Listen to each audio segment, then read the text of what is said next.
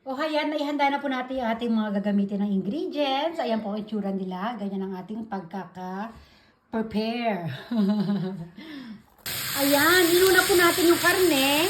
Ayan, tapos isusunod natin yung itong leek onion, tsaka itong ating green bell pepper, tsaka yung cabbage, tsaka yung ating sauce. Madali na yan. A-adjust na lang po natin sa lasa.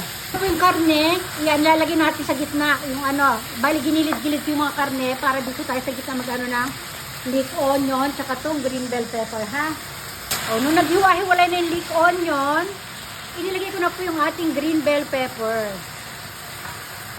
Ayan, isinunod ko na rin po yung ating repolyo. Ayan, tatakpan lang muna natin sila para lumabas yung water ng repolyo, ha? O, ayan na po yung itsura niya nung hinalo natin, ha? Anin pa natin siya, palalabutin pa natin ng konti yung pwede na natin ilagay yung sarsa.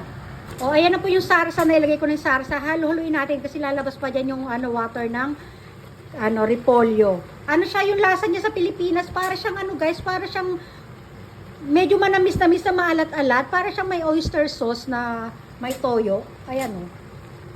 Ayan na po yung ating finish recipe. Ang ating cabbage recipe. Ayan o. Lalapit. Wow, sarap niyan guys. Lalayo. Lalapit ulit. Lalayo. Kain na.